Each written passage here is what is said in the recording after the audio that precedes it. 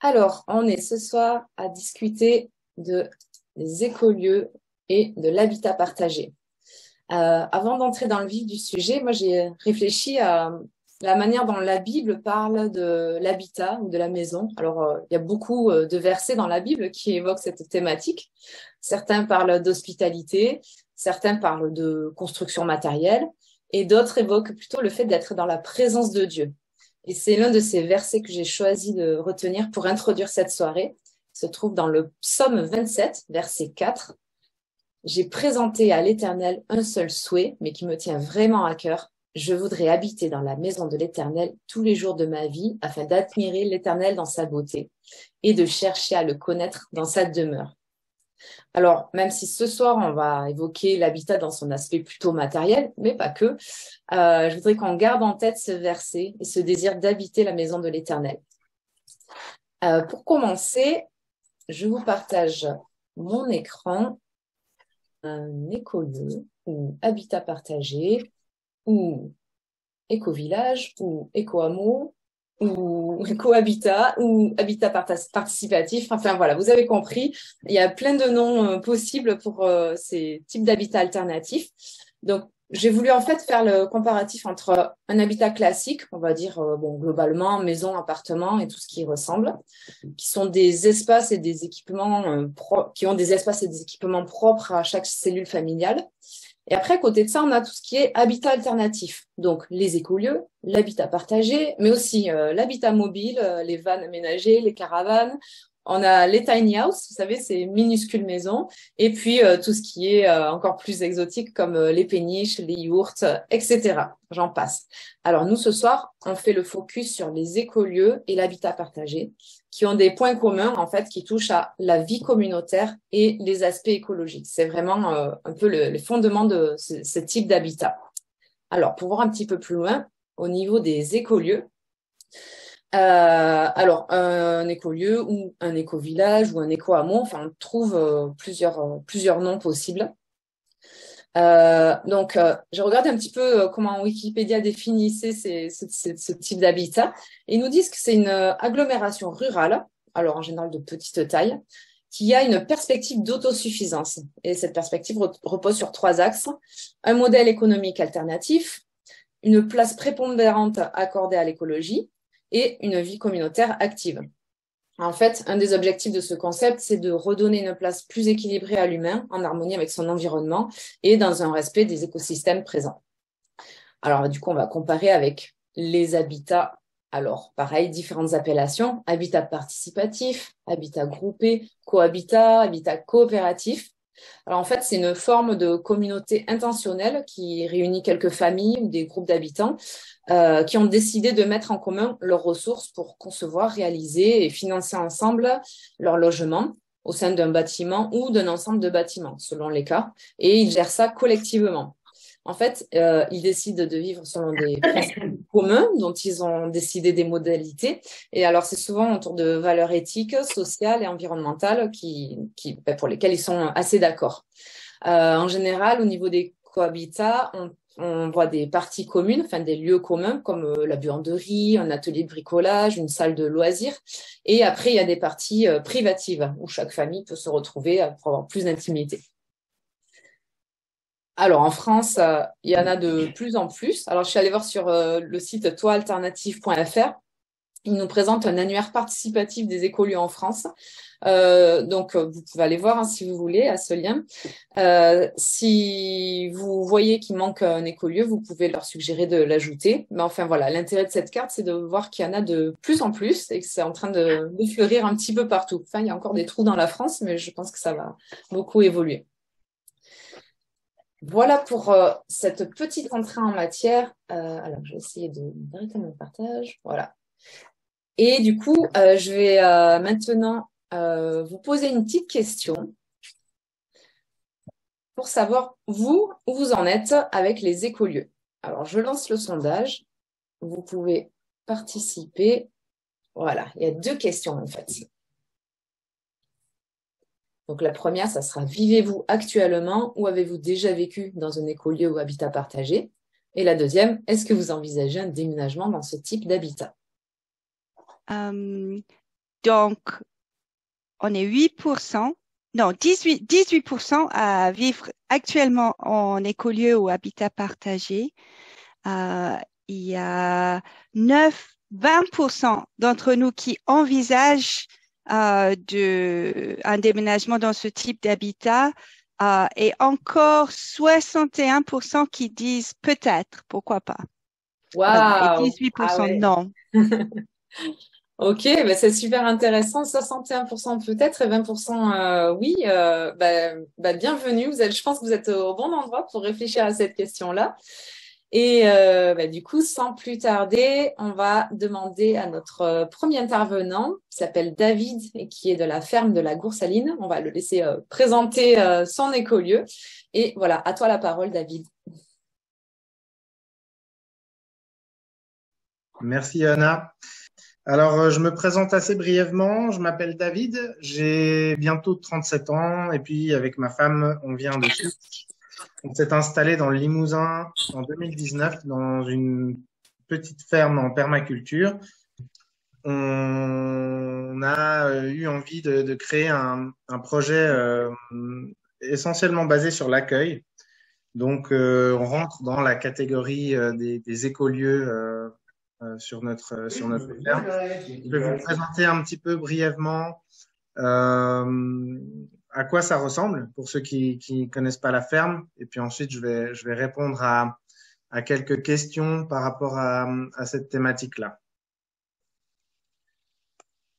Donc là, vous avez une vue aérienne de la ferme qui n'est pas tout à fait à jour parce que cette année, on a rajouté 2 tentes safari et puis une petite caravane. Donc, ce qui fait que la maison en triangle qui se situe à ce niveau-là en bas à gauche, au milieu des arbres, c'est notre maison. On a 3 gîtes qui sont ouverts toute l'année, 4 si on compte la caravane. Et puis, on a des gîtes qui sont essentiellement prévus pour le printemps et l'été, avec un espace de camping pour accueillir des gens qui voyagent éventuellement et qui ont besoin de s'arrêter, qui sont en caravane ou autre. Donc, on est une petite ferme en permaculture.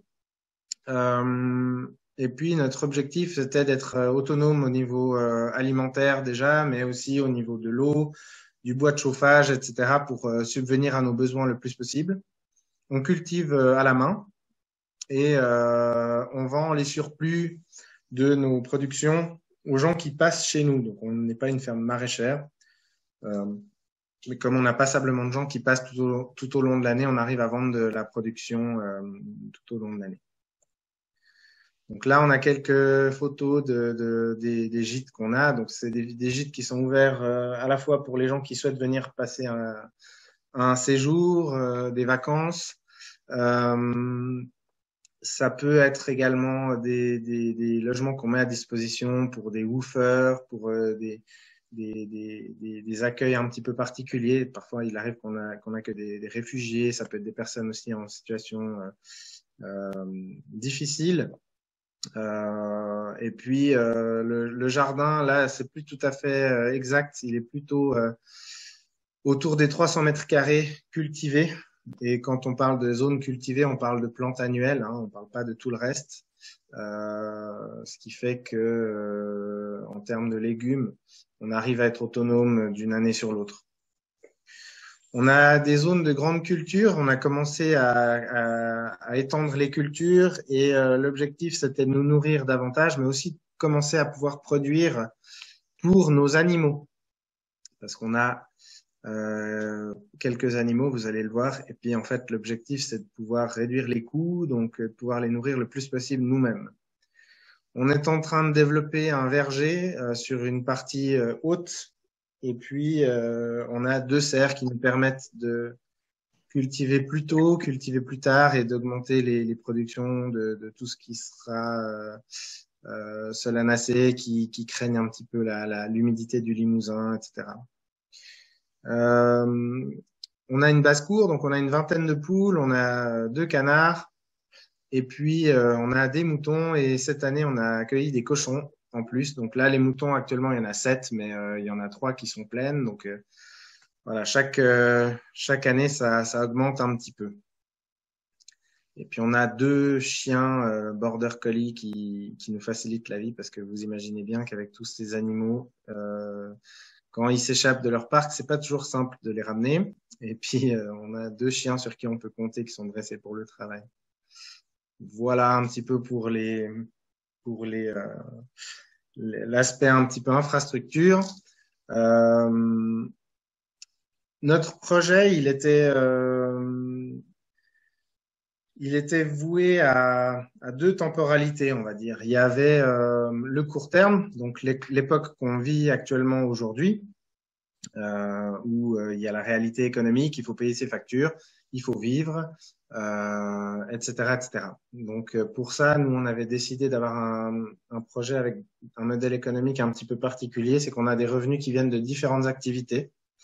Ce qui nous permet, quand il y a quelque chose qui fonctionne pas bien, de continuer à avoir au moins des revenus qui arrivent par un biais différent. Ça fait aussi partie de la diversité qu'on recherche dans la permaculture.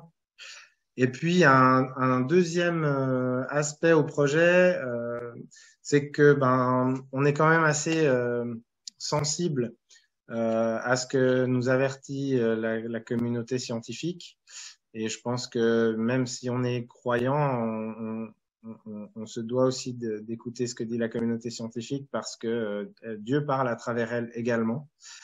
Et on sent on va vers des temps plus compliqués. Alors, il y a encore 3 ans, quand on disait ça, il y a des gens qui fronçaient un petit peu les sourcils. Et puis ensuite, il y a eu le Covid. Et puis maintenant, on commence à nous parler de pénurie, d'énergie, etc. Et puis les gens commencent à réaliser un petit peu que, bah oui, effectivement, peut-être que la fête est terminée et puis que maintenant, il va falloir qu'on revoie notre mode de vie un petit peu différemment. Et nous, on voulait un lieu où on peut survivre par nos propres moyens, entre guillemets, hein, même si on s'en remet toujours à Dieu.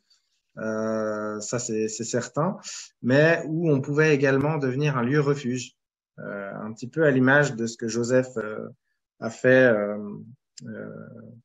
lorsque le pharaon a fait le rêve des 7 vaches maigres qui mangent les 7 vaches grasses. Et puis ce lieu présentait un potentiel intéressant parce que c'est une surface qui est relativement petite pour une ferme, hein, 3,5 hectares, c'est pas énorme. Puis en même temps, c'est grand. Et en même temps, avec tout ce qu'on a déjà sur place, il y a un potentiel de développement qui est relativement important. Simplement, Olivia et moi, on n'a que 2 bras, 2 jambes, et puis en plus maintenant, on a une petite fille. Ce qui fait que on sait que si les temps deviennent plus difficiles, il va falloir qu'on ouvre ce lieu pour accueillir des gens et commencer à développer une vie en communauté pour pouvoir être un lieu refuge et pouvoir rayonner aussi dans la zone où on se trouve actuellement. Voilà. Je vais répondre à quelques questions par rapport à cette thématique pour que vous ayez un petit peu une idée plus précise de comment est-ce que nous, on envisage les écolieux. À quelle problématique écologique notre écolieu répond-il?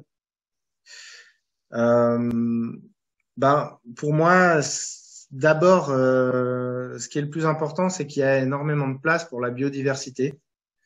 Il y a quelques personnes, je sais, qui sont déjà venues chez nous, que ce soit dans le cadre d'un stage ou en visite, qui sont là ce soir. On met un point d'honneur à laisser un maximum de place pour la nature. On essaie aussi de réduire notre impact sur l'environnement. Alors, de façon très concrète, toute la nourriture qu'on produit, on la consomme sur place. Si je devais aller au marché une fois par semaine pour aller chercher mes légumes, il faut imaginer que ces légumes ont été produits probablement par un maraîcher qui travaille avec un tracteur, qui ensuite doit acheminer sa production sur le lieu du marché, donc il a besoin d'un véhicule pour l'acheminer. Et puis, si je vais faire mes courses dans une grande surface, les distances se rallongent. Je crois que la moyenne, c'est 2500 km pour un aliment pour arriver dans notre assiette, ben, le mode de vie qu'on a choisi va nous permettre de réduire considérablement ce type d'impact, puisque la nourriture est produite à la main, sur place. On a aussi tout un système de gestion de la fertilité. Donc, plus on augmente les surfaces de culture, plus on accueille des animaux.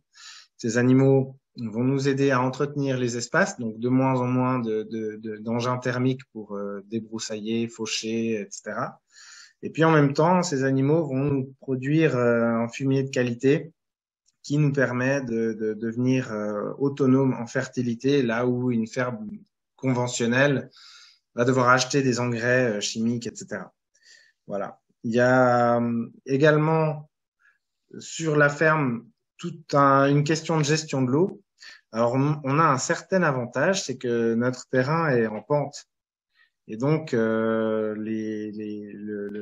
hangar qui se trouve tout en haut, qui a une surface de toit assez conséquente, nous permet de récupérer de l'eau de pluie et de la cheminer par gravité petit à petit jusque dans les zones de culture qui se trouvent tout en bas de la propriété. Donc ça, c'est des choses qu'on est en train de mettre en place, on est en train de réfléchir à les développer, ce qui nous permet d'encaisser des chocs comme on a pu avoir cet été avec en tout cas 4 canicules, où ça a été très compliqué, même dans notre région qui est réputée être très verte. On a vu quand même des signes d'alerte en termes de gestion de l'eau. Et puis, ben, ce lieu, il nous permet de pouvoir voir venir au niveau de ces problématiques-là quand même relativement à l'avance. On a aussi toute une gestion des ressources naturelles parce que ben, on a un taillis de châtaignier, donc c'est un bois qui est agréable à travailler pour la construction, mais c'est aussi un bois qui nous permet de nous chauffer. Ça permet de produire aussi de la nourriture. Les feuilles à l'automne, là actuellement qui tombent, on les récupère pour s'en servir comme du mulch, etc., etc. Donc vous voyez un petit peu l'idée, c'est de créer un peu ce cercle vertueux. Voilà, autour des éthiques de la permaculture, donc prendre soin de l'humain, prendre soin de la terre et partager équitablement. Quels sont les atouts de notre écolieu? Avant toute chose, pour moi, les atouts de ce lieu, c'est que c'est un lieu paisible et qui nous permet de nous reconnecter avec la création et avec Dieu. Et ça, c'est très important parce que comme la plupart des gens qu'on accueille ne sont pas croyants, ils sont pas chrétiens, 90% du temps, les gens, ils nous disent, il y a vraiment quelque chose de plus chez vous, c'est calme, on a vraiment pu se reposer, etc. Et puis ça touche beaucoup les gens. Et puis ça, pour moi, c'est pas de notre fait. C'est vraiment Dieu qui est là et qui agit à travers sa création. Souvent, on prie au début de la journée et puis on demande à Dieu de nous réserver des surprises. Et puis tout à coup, on voit un vol de grue qui passe ou une salamandre au moment où on sort pour aller fermer les poules, etc. Et puis, en fait, on a eu l'impression de redevenir des enfants. Et puis, j'aime bien cette parole de Christ qui dit « Soyez comme des enfants ». Et puis, un enfant, ça s'émerveille, ça rêve, ça vit avec la nature qui l'entoure. Et puis, ben, ce lieu, il a vraiment cette particularité-là. Et c'est vraiment quelque chose qu'on aimerait continuer à cultiver et à partager. Voilà. C'est aussi un lieu d'apprentissage perpétuel pour nous, mais aussi pour les gens qui y vivent. On apprend à découvrir plein de choses. Et puis, moi, j'aime bien partager mes observations quand j'entends tiens, une chouette hulotte ou des choses comme ça. Ben, j'aime beaucoup partager ça. Puis c'est un peu maladif. Et puis du coup, les gens sont curieux, ils posent des questions, ils apprennent des choses et puis ça les stimule. Et puis je pense que c'est quelque chose de très très important et surtout à l'ère de l'ultra connecté, on a besoin de se réémerveiller un petit peu de ces choses-là. C'est un lieu nourricier. Donc évidemment, on a largement de quoi se nourrir en fruits et en légumes. On a également en protéines animales, on aura des œufs, on aura de la viande, que ce soit de la viande de canard, de poule, de brebis, de cochons, donc c'est assez intéressant. Et puis on a aussi toute une panoplie de plantes médicinales, etc., de plantes vivaces qui nous permettent de nous nourrir aussi. C'est un lieu de partage et de rencontre. Alors, il y a beaucoup de gens qui pensent que parce qu'on est venu se perdre au milieu du Limousin, on n'a plus de vie sociale. Et en fait, ce lieu, on y est le plus clair de notre temps, mais c'est ce lieu qui nous fait voyager. Parce qu'il y a beaucoup de gens qui viennent à nous, il y a beaucoup de gens qui passent par là, et ce lieu nous permet de rencontrer beaucoup plus de gens qu'on n'a jamais rencontrés avant dans notre vie, quand on habitait dans des grandes villes et où on passait notre temps dehors à avoir une vie sociale. Donc c'est vraiment un lieu qui est propice pour ça. Et puis ça, c'est super agréable. Et c'est enfin un lieu qui est aussi moins consommateur en énergie fossile. Donc j'avais donné l'exemple de la salade tout à l'heure. Ça va être pour plein d'autres choses, hein. Le fait d'avoir tout sur place, ça nécessite quand même de consommer beaucoup moins d'énergie.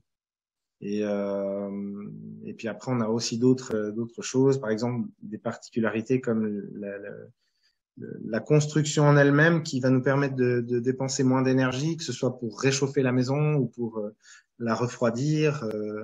Tout ce qui est attrait à la gestion de l'eau, par exemple, on a une phytoépuration, voilà. Donc c'est des choses qu'il y a ici. Quels sont les points importants pour qu'une vie en communauté fonctionne? Alors, nous, on est un lieu d'accueil, mais on n'est pas, pour l'instant, à proprement parler, un écolieu où il y a des gens qui vivent ensemble depuis 5-10 ans. Bien que là, en ce moment, il y a un couple qui vit dans une tiny house chez nous et qui sont en tout cas là pour une année. Et donc, on expérimente un petit peu cette vie en communauté avec ces personnes-là. Néanmoins, en faisant de l'accueil, on a quand même eu des expériences à plus ou moins long terme de gens qui sont venus vivre ici. Et on s'est rendu compte, chemin faisant, qu'il y a des points qu'il faut prendre en compte quand on commence à vivre à plusieurs sur un terrain. Alors, la première chose que je recommanderais si vous avez jamais vraiment vécu dans un écolieu ou en communauté, c'est de commencer par faire vos propres expériences et puis, par exemple, partir faire du woofing. Donc, l'idée de faire du woofing, c'est d'aller sur le site Woof France où il y a Workaway, où il y a plein d'autres choses qui existent comme ça. Vous allez voir des écolieux, des fermes qui demandent à accueillir des gens, et puis ils vous proposent le gîte et le couvert, et en échange, vous vivez une expérience où ils vous transmettent leurs connaissances au niveau des cultures, etc. Et ça va vous donner déjà une petite idée de ce que ça peut être le monde de la vie en communauté. Alors, il y a des bonnes surprises, il y a des moins bonnes surprises, mais je crois que toutes les expériences dans ce cadre-là sont quand même bonnes à prendre parce que ça vous donne une idée peut-être un petit peu plus précise de ce que ça peut vouloir dire. Nous, en tout cas, ce qu'on essaie de faire de plus en plus au fur et à mesure que l'on accueille des gens, c'est de poser un cadre. Et souvent, poser un cadre par écrit, ça évite d'avoir des mésententes avec quelqu'un qui aurait interprété quelque chose d'une certaine façon et nous qui aurions compris la chose d'une autre. Et ça peut être des choses qui nous aident à prévenir des conflits. Une des autres choses qui, pour moi, paraît très importante, c'est avoir des visions et des objectifs communs. Et c'est là où, pour moi, en tant que chrétien, il y a vraiment quelque chose d'intéressant à jouer. D'ailleurs, les écolieux chez les chrétiens, ça a toujours existé, hein, les monastères, les abbayes et autres. Et ça a quand même historiquement toujours assez bien fonctionné parce que je pense qu'il y a vraiment quelque chose d'unificateur avec Christ et qui nous permet de regarder un petit peu dans la même direction plutôt que avec son ego ou avec ses propres envies personnelles. Donc, je pense que ça, c'est des choses qui doivent être définies et discutées en amont. Ça peut prendre énormément de temps, mais je pense que c'est pas du temps de perdu. Ensuite, il y a savoir communiquer et respecter ses propres besoins. Ça paraît évident, mais c'est important de le faire. Ses forces, ses faiblesses, ses attentes et puis ses limites. Si on est quelqu'un qui aimons vivre en communauté, mais que 2 jours par semaine, on a besoin d'être dans sa bulle, c'est des choses qu'il faut apprendre à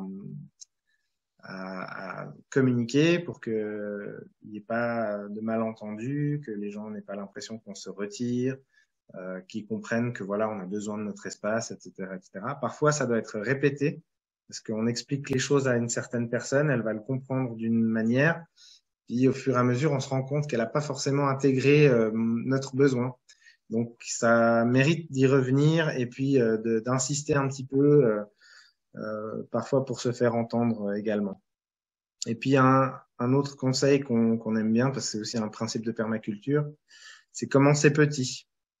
Donc, ne pas vouloir se mettre dans un écolieu à 40 alors qu'on n'a jamais eu l'expérience de vivre ensemble auparavant. Ça me paraît un petit peu évident, mais pour l'avoir vu aussi, il y a parfois des gens qui sont un petit peu aventuriers, qui veulent se lancer dans ce genre d'aventure, et puis on en a aussi vu qui malheureusement n'aboutissent pas parce que trop ambitieux et trop challengeant.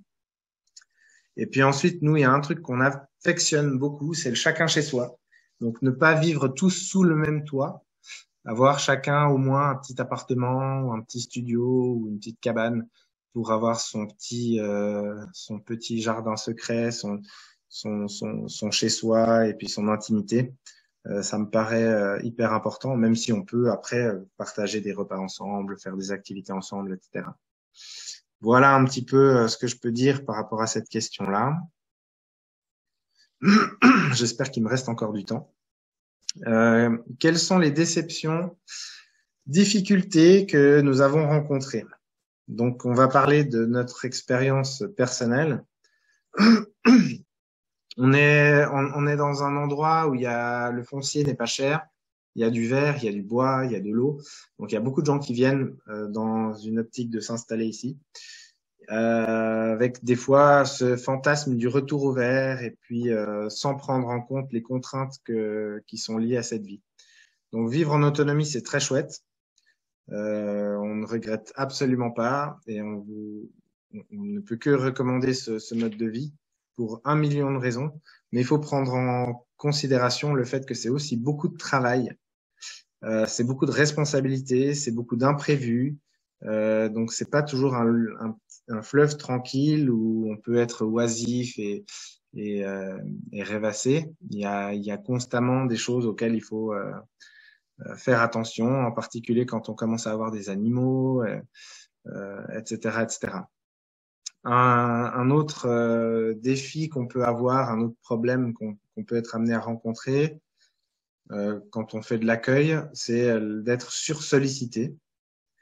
Et donc, ça nécessite d'apprendre à mettre des limites. Ça nécessite aussi d'apprendre à lâcher prise.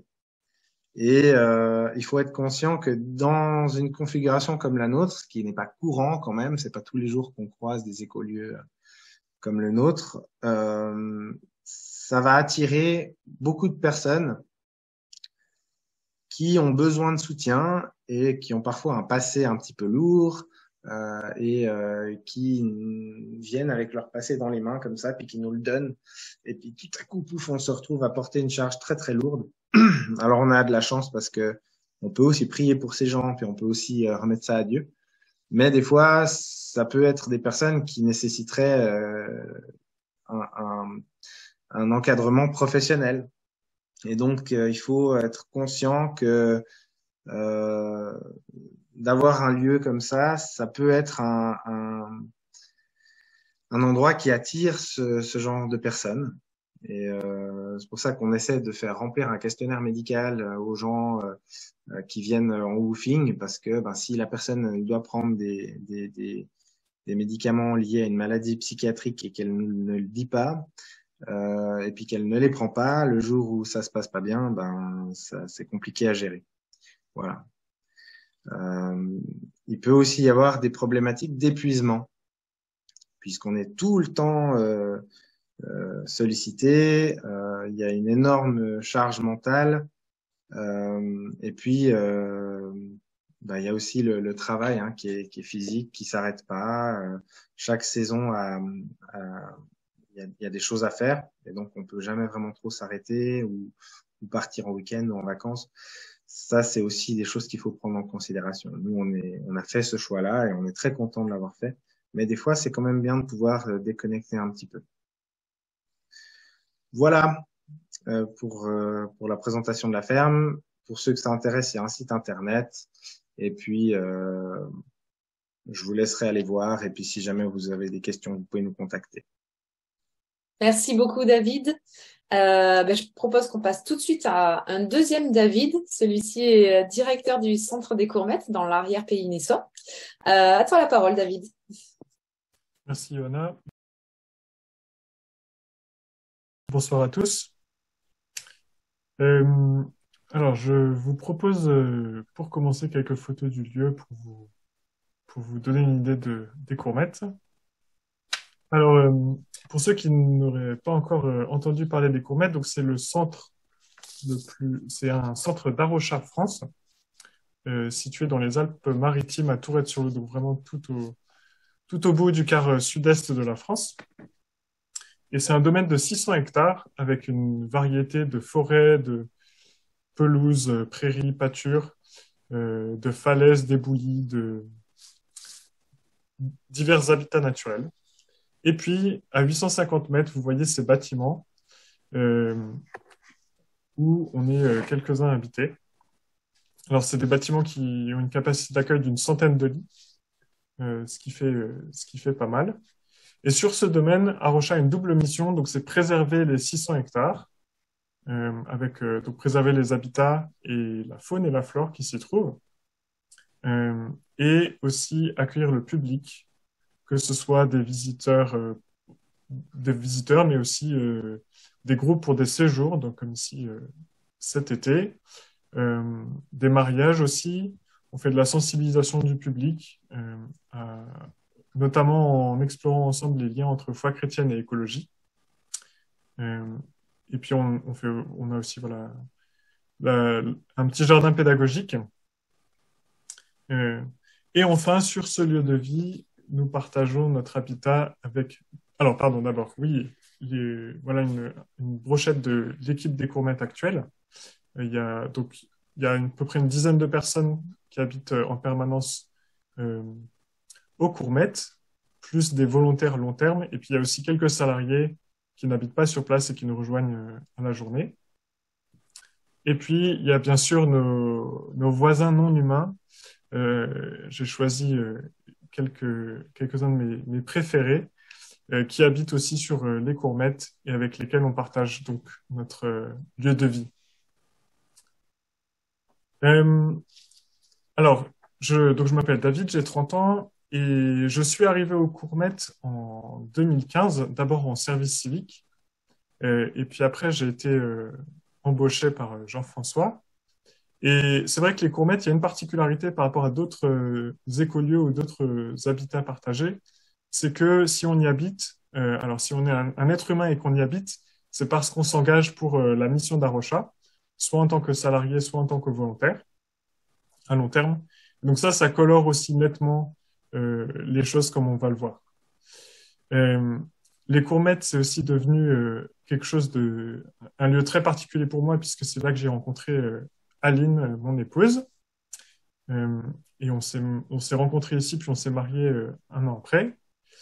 Et puis en 2018, on a quitté les Courmettes pour aller passer un an et quelques au Canada, à Vancouver, pour étudier la théologie, ce qui nous a aussi permis de poser les choses, de réfléchir aux aspects justement de vie partagée, de soins de la création, dans une perspective évangélique.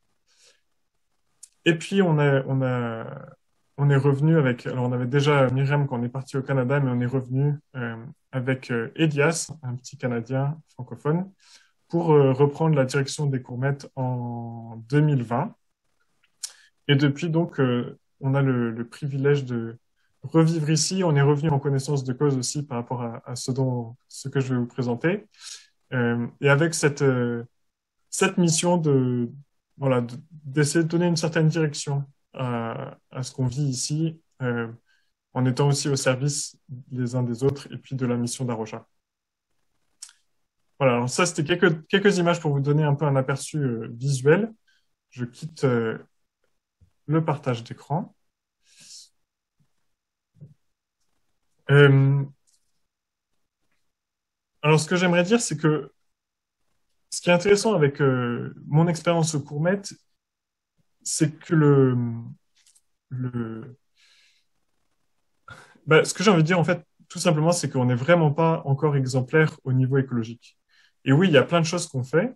Euh, Par exemple, comme énormément de monde, on a, enfin, comme beaucoup de monde aujourd'hui, ce qui n'a rien d'exceptionnel aujourd'hui, on a un petit jardin potager. Le nôtre est vraiment sans commune mesure avec celui de la Coursaline, euh, aussi par rapport au nombre de personnes qu'on est. Mais on se rend compte de la difficulté que c'est et tout le travail dont David parlait qu'il faut mettre pour produire des légumes. On a aussi un poulailler. On partage pas mal de repas ensemble. Euh, Qu'est-ce que je peux dire d'autre? On partage des équipements, on partage quelques machines à laver, on partage des connexions Internet. Et tout ça, c'est, voilà, on avance, on essaie de faire ce qu'on peut ensemble. Mais la réalité, c'est qu'avec un vieux bâtiment comme ça au Courmette, ben, on a encore une chaudière au fioul qu'on essaie du coup d'allumer le moins possible. Et on aimerait bien pouvoir la transformer, mais sur un bâtiment comme ça, les coûts sont énormes et on peut pas encore les, enfin, les envisager. Alors, Judith, enfin, tu nous as dit qu'on partage les voitures. On aimerait bien que ce soit le cas, mais ça, c'est un autre point, c'est que petit à petit, tous les permanents de l'équipe sont équipés de voitures personnelles aussi, parce que ben, l'isolement fait que il y avait une certaine difficulté. Alors oui, on optimise les trajets. Par exemple, pour les repas communautaires, on ne fait les courses alimentaires qu'une fois par semaine. Euh, et on essaie de rentabiliser, bien sûr, les trajets, mais ça représente quand même une empreinte écologique non négligeable. Donc, voilà. Je dirais l'atout des courmettes et le privilège qu'on a, c'est cette biodiversité qu'on a la chance de pouvoir préserver, de pouvoir apprendre à connaître, euh, qu'on a aussi le plaisir de partager avec tous ceux qui viennent en séjour pour nous voir. Et puis, bien sûr, en fait, tout ça, c'est lié à la mission d'Arocha, à notre travail, la réalité de ce que ça demande d'avoir un lieu comme ça qui met l'accent sur l'accueil, on a une dizaine de séjours chaque été, d'une semaine, on a pu accueillir pas mal d'entre vous. Il y a le travail avec les mariages, il y a le travail avec les personnes qu'on accueille en bénévolat, en volontariat et euh, à l'année, voilà. Mais finalement, on se pose beaucoup de questions et on s'est un peu toujours posé des questions au Courmette sur quel est comment en fait on prend en compte là où en sont les uns et les autres. On a eu plein d'expériences très intéressantes avec des, certains de l'équipe qui, qui sont arrivés avec une expérience, enfin, par exemple, notre cuisinier pendant 7 ans, qui s'appelait Dominique, il est arrivé et son métier avant, ça avait été saucier dans des restaurants. Alors, c'est sûr, pour lui, c'était pas évident de s'adapter à une cuisine quasiment végétarienne. Et puis, ça a été tout un chemin. Mais finalement, on voit aussi que un des intérêts des courmettes, c'est de pouvoir prendre les gens là où ils sont sans être trop extrêmes et d'avancer ensemble. Euh,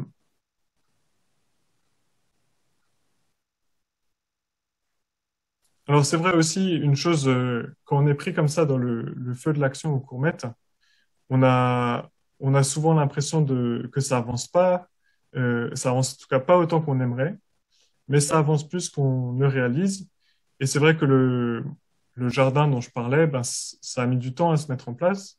Et aujourd'hui, on a un vrai outil quand même aussi bien de production d'une petite partie encore des fruits et légumes qu'on consomme, mais surtout de sensibilisation et d'accueil des scolaires, des groupes, pour aussi envisager à quoi ça peut ressembler un potager qui est favorable à la biodiversité et qui accueille les créatures non humaines.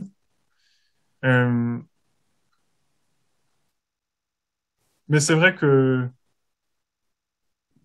mon, mon sentiment, c'est que finalement, il peut y avoir beaucoup de romantisme sur ce genre de lieux, et notamment sur des lieux comme les Courmettes, où ben, quand on vient pour une semaine, on peut avoir l'impression que, enfin, on vit un peu le meilleur des Courmettes, j'ai envie de dire.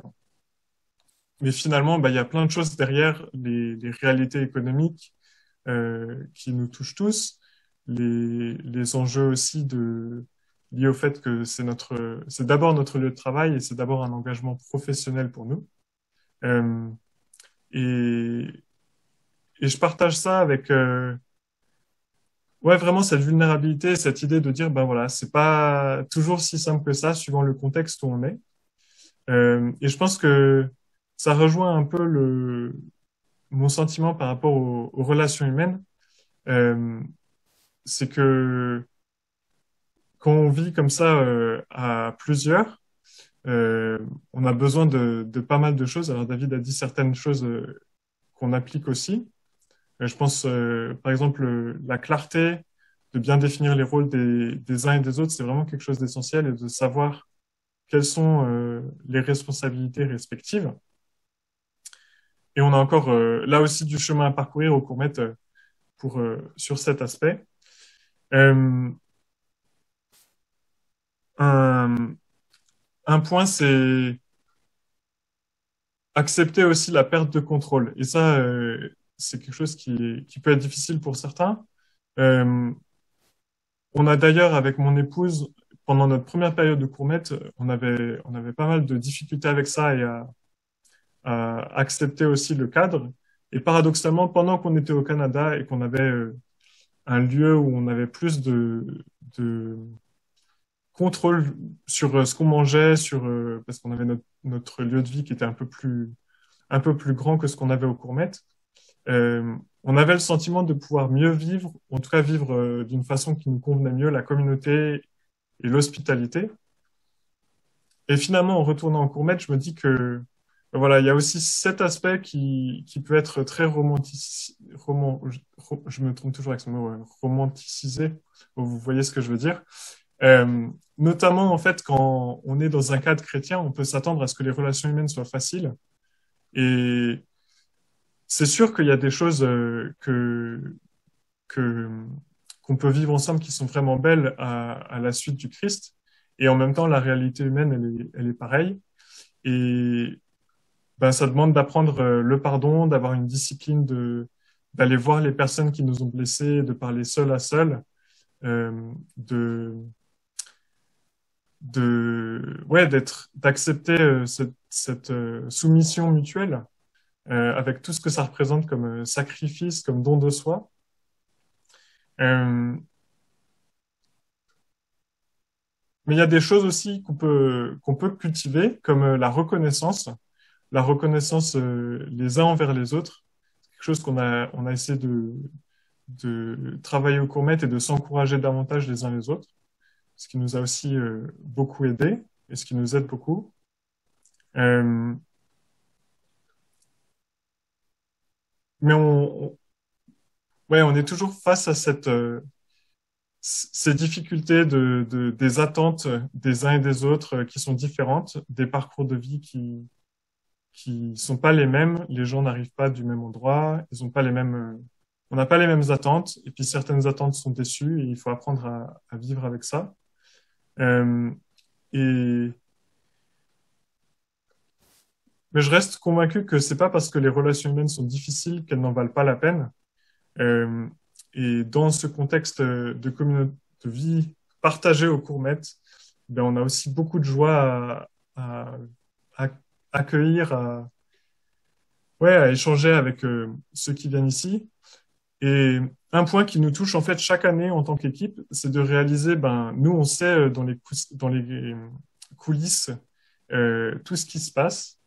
On sait les tensions qu'il peut y avoir entre nous, les conflits. On voit notre indisponibilité pour les gens parce qu'on est pris par les emails ou par les réunions.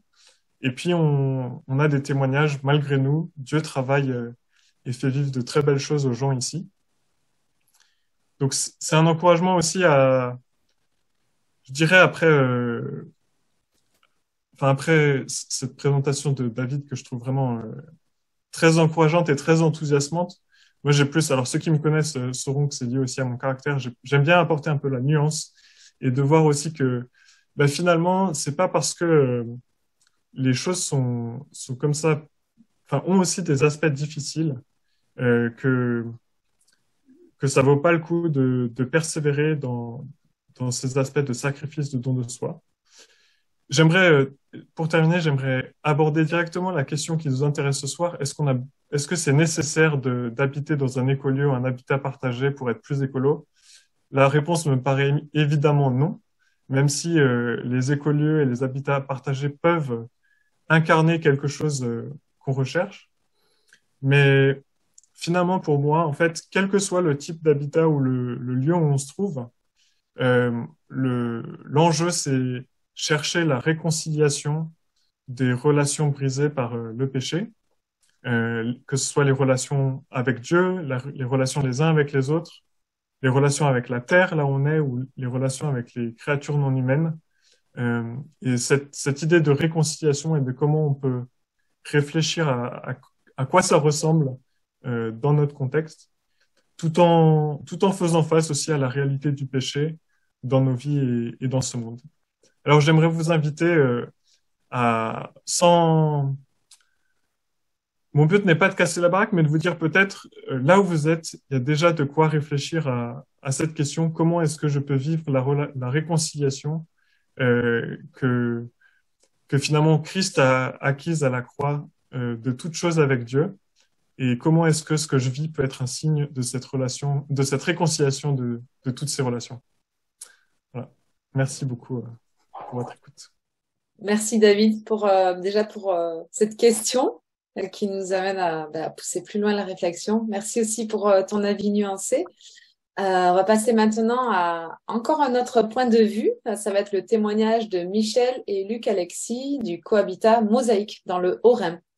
À vous la parole, Michel et Luc Alexis.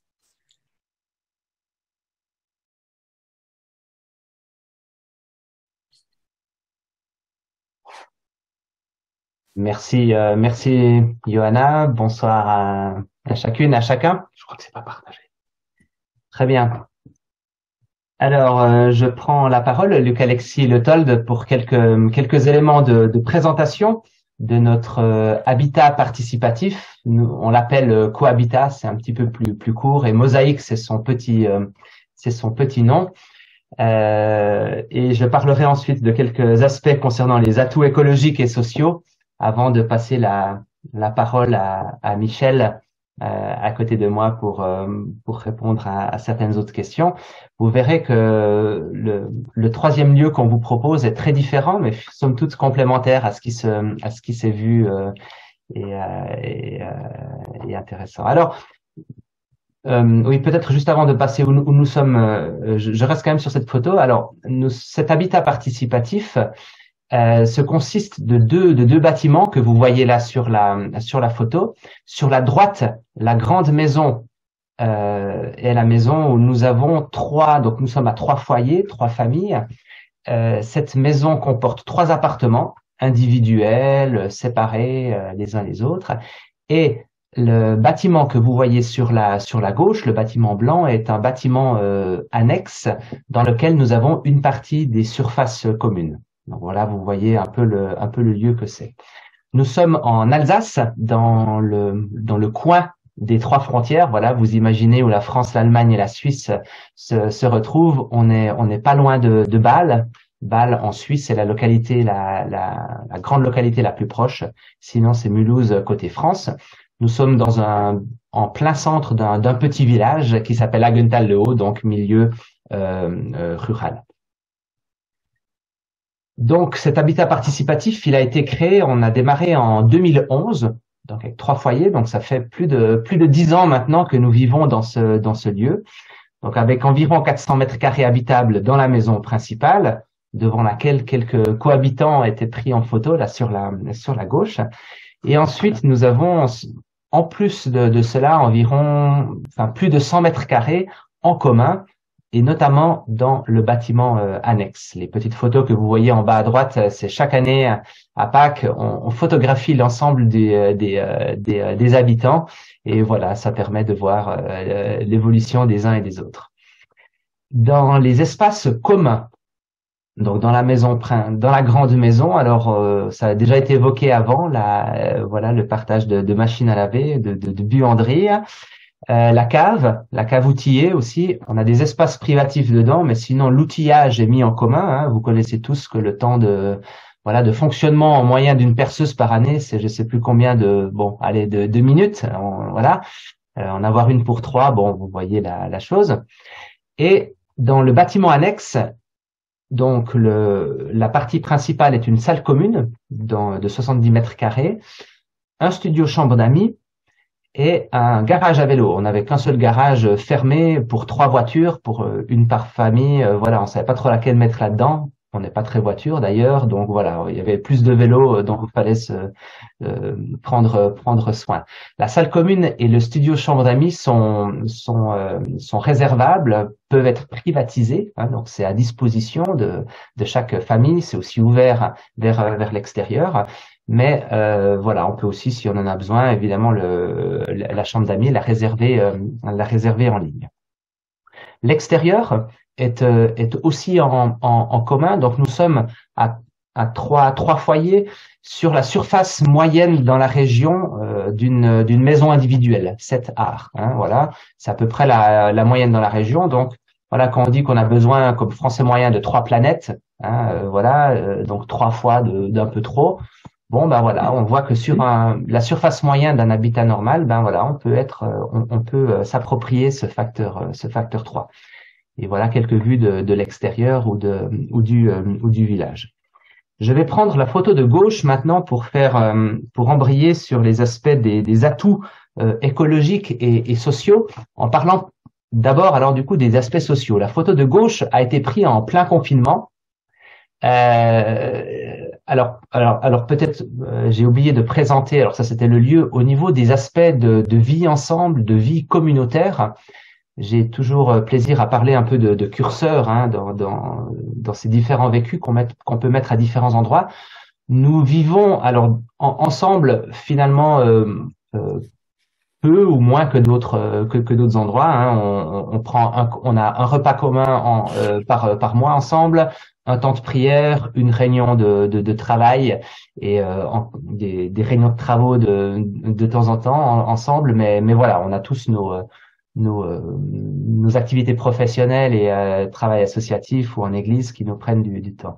Donc voilà, là c'était un de ces repas communautaires, enfin une fois par mois, en plein confinement. Alors on jouait le jeu, hein, chaque famille était séparée, mais voilà. Et je crois que c'était un aspect intéressant du social. Hein, c'est plus que juste des super voisins. Hein, voilà, il y a des choses qui peuvent être vécues entre nous. On croise les gens au gré des journées. Évidemment, nous sommes à 3. La plupart des habitats participatifs ont plutôt en moyenne, je sais pas, peut-être 8, 10, 12, enfin voilà, ont plus de foyers. Donc du coup, il y a plus d'aspects intergénérationnels, par exemple. Et ces aspects-là ont été documentés hein, de différentes façons, mais c'est sûr pendant la pandémie de montrer que les aspects d'être en commun, d'être plus proches les uns des autres, des aspects de résilience, etc., pouvaient être vécus et apporter quelque chose. Donc voilà les aspects un peu sociaux. Et par rapport aux aspects d'écologie, alors voilà, j'ai juste mis ce document qui est peut-être parlant. Vous avez le lien. Donc alors après bon, c'est des chiffres hein, et vous le verrez, il y a différentes façons de voir ça, mais on voit là que les aspects donc qu'un habitant d'habitat participatif, consommera moins, émettra moins, etc. qu'un Français moyen. Je suis d'accord avec la réponse que David donnait, David Nussbaumer juste avant, qui n'a pas besoin de vivre dans un habitat participatif pour être plus écolo, puisque les aspects d'alimentation, de sobriété, on peut les vivre autrement. Mais néanmoins, il y a ça. Alors après, suivant les endroits, là vous avez différents endroits. On voit que chacun est un petit peu à un endroit autre. Mais les aspects de sobriété, de mutualisation, c'est tous les aspects d'alimentation, d'autres biens de consommation, de transport. C'est tout ce qui est là au milieu qui joue une grande partie. Voilà, je passe la parole à Michel. Voilà, bonsoir à chacune et à chacun. Merci de nous accueillir. Je continue un peu directement avec une des questions qui nous a été posée. En quoi l'habitat participatif est une réponse à la surconsommation? Alors chez nous, dans notre manière propre de vivre l'habitat participatif, il me semble que c'est avant tout par la mutualisation dans l'usage de certains objets que nous contribuons à moins consommer. Ça se traduit chez nous par le prêt de nos voitures. Effectivement, dans la région, je pense beaucoup de familles auraient plutôt 2 voitures par famille. Nous avons 1 voiture par famille et nous prêtons, quand il y a besoin, nos véhicules. Ça se traduit par le fait qu'on a 2 machines à laver pour 3 familles, donc une de moins que dans l'habitat individuel. Mais en même temps, grand avantage, quand on va faire la lessive, on peut mettre 2 machines en même temps et donc on fait sa lessive 2 fois plus vite. Et puis les autres aspects de mutualisation chez nous, c'est les appareils de bricolage, d'outillage dont Luc Alexis a parlé, ou encore différents appareils d'électroménager. Quelles sont les difficultés possibles de la vie en habitat participatif? Alors, c'est la question des conflits, je pense, qui est un des défis. Depuis la dizaine d'années que nous vivons ensemble, je pense qu'on a plutôt réussi à bien vivre et à bien gérer ça. Peut-être que le conflit le plus difficile portait sur un arbre dans la propriété, avec des avis différents sur ce qu'il fallait en faire. Une partie d'entre nous trouvait qu'il fallait le couper, une autre pensait qu'il fallait pas le couper. Voilà, la question des conflits nous renvoie à chacun, à chacune, à nous et invite peut-être à un travail sur soi et puis aussi à apprendre à gérer les conflits pour qu'ils restent des conflits d'objets et qu'ils ne deviennent pas des conflits de personnes. Je mentionne 2 difficultés possibles que nous n'avons pas vraiment vécues, mais je pense que c'est des choses qui peuvent vraiment arriver dans les habitats participatifs. La question du rapport différent entre cohabitants quant à l'argent, aux biens et à la propriété, malgré que sûrement que si on entre dans une démarche d'habitat participatif, on se dit qu'on a des valeurs communes, y compris dans ces domaines, mais dans les faits, je pense que dans telle ou telle situation, ça peut être un sujet conflictuel. Autre difficulté potentielle, des niveaux d'engagement différents. Alors, je pense que on a parlé du besoin de mettre de la clarté quand on vit ensemble comme ça. Nous avons une charte et donc tout ça est une grande aide, mais malgré tout, malgré qu'on s'engage, par exemple dans notre cas dans une charte, il pourrait arriver que les niveaux d'engagement dans le cohabitat, l'habitat participatif varient au fil du temps et je peux imaginer que ça soit un sujet de tension. Chez nous, concrètement, une difficulté que nous vivons, c'est la recherche d'une nouvelle famille qui veut s'associer à nous pour poursuivre le chemin, puisqu'il y a 3 ans, une des 3 familles a déménagé pour raisons professionnelles. Depuis, le logement en question est occupé de manière provisoire, un provisoire qui dure, mais nous constatons cette difficulté de trouver une famille qui nous rejoigne pour différentes raisons dans ce vécu commun. Je termine avec une dernière question. Quel ancrage dans la foi chrétienne pour un habitat participatif? Alors, chez nous, nous étions 3 familles chrétiennes dès le début, et donc ça s'est donné comme ça, pour le dire ainsi. Nous trouvons que ça fait sens et que le fait d'être chrétien, ça nous donne un socle commun tout à fait bienvenu. Mais dès le début, nous avons dit que nous étions ouverts par principe à l'idée qu'une famille non chrétienne nous rejoigne et vive avec nous, si ça se donnait, parce que nous pensons qu'autour de notre charte et des valeurs qu'elle porte, il est possible de vivre ensemble dans ce lieu, même si, dans le cadre de nos recherches aussi pour une troisième famille, notre souhait premier serait que ça soit une famille chrétienne. Et puis, je dis quelques mots plus théoriques sur l'ancrage dans la foi chrétienne pour cette forme d'habitat. D'abord, je trouve qu'il est important de se dire que la manière d'habiter, en fait, concerne l'éthique chrétienne. Et je pense que c'est un sujet vraiment très négligé de réfléchir à la question de la manière d'habiter du point de vue de l'éthique chrétienne. Et puis, je vois aussi que le fait de vivre ainsi en habitat partagé, participatif, c'est une manière de relativiser le veau d'or de la propriété privée et de la mentalité qui y est associée. Et puis, c'est du coup mettre en œuvre un petit peu de partage et d'un esprit de partage qui fait écho à la dimension communautaire de l'Église. Et puis finalement, c'est aussi une manière de témoigner, simplement par la manière d'habiter et de vivre. Voilà, Johanna.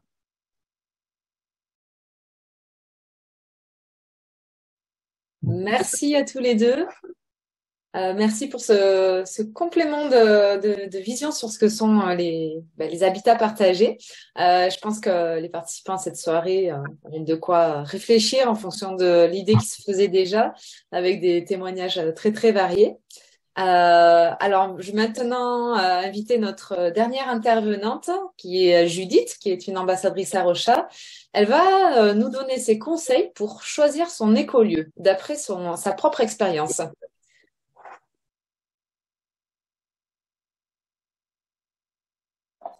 Voilà. Donc, moi, je m'appelle Judith. Donc, juste pour me présenter, il y a à peu près 3 ans, j'ai quitté donc mon lieu de travail, mon lieu d'habitation, pour justement aller un peu à la découverte des écolieux. Donc, un des écolieux que j'ai découvert à ce moment-là, au tout début, c'était le domaine des Courmettes, dans lequel j'ai été plusieurs fois travailler bénévolement. D'ailleurs, je conseille à tout le monde d'aller y faire un tour l'été pour aller s'enrichir de cette expérience d'aller dans ce lieu sublime. Et puis, par la suite, alors moi, j'avais vraiment le projet de me réinstaller quelque part et puis de démarrer un écolieu. J'avais, moi, dans mon business plan, l'espoir de pouvoir faire ça en 1 année, d'aller en prospection pendant 1 année. Et puis, c'était l'année du Covid. Donc, le Covid s'est invité avec des tas de confinements qui m'ont un petit peu empêché d'aller là où je voulais au moment où je le souhaitais. D'ailleurs, je voulais aller au Cours Saline et j'ai pas pu y aller un peu à cause de ça aussi. Et donc, pendant ce confinement-là, j'ai découvert aussi un autre lieu très intéressant qui est l'Arche de Saint-Antoine. Et vraiment, là, c'est une grande communauté. Donc, une communauté où on est 70 à 140 personnes. Donc là, c'est vraiment le modèle communautaire à grande échelle, on va dire. Donc, eux, ils ont investi, ils fonctionnent déjà depuis 40 ans et ils sont dans une abbaye. Donc, c'est les locaux d'une abbaye, voilà, qu'ils ont récupéré, mais qui est occupée par des laïcs. Et voilà, ça fonctionne depuis un certain nombre d'années et ils sont vraiment un modèle dans ce modèle-là, quoi, dans le modèle communautaire. Donc, moi, la question qui m'a été posée, c'est quels critères pour choisir son écolieu? Alors ça, avant de connaître le critère, il faut déjà savoir plus ou moins qui on est. Donc voilà, c'est important de se poser la question, donc de savoir si on est une famille, si on est un couple, si on est juste un célibataire, parce que vos besoins et vos envies ne sont pas les mêmes selon la constitution de votre cellule familiale. Voilà, si vous êtes jeune au début de votre vie professionnelle, avec potentiellement la possibilité de diriger votre formation pour répondre aux besoins d'un écolieu, parce que ça peut toujours être intéressant d'avoir des compétences particulières pour pour être sur un écolieu, notamment s'il y a besoin de faire de la permaculture, d'un jardin nourricier ou d'un élevage quelconque. Ou alors si vous êtes plus avancé en âge, avec déjà une expérience professionnelle et potentiellement plus d'argent. Parce que là aussi, donc l'écolieu, oui, c'est dans un souci d'économie et d'écologie, mais on n'échappe pas non plus au système monétaire, donc on a quand même besoin d'avoir du foncier, et pour ça, il faut aussi des fonds. Voilà, donc ce que vous êtes, en fait, va vraiment déterminer ce que vous voulez, ce que vous avez besoin, donc, puisque vous avez envie. Donc, un cadre de vie agréable, ça, je pense que tout le monde le souhaite. Donc, un cadre de vie aussi pour élever les enfants.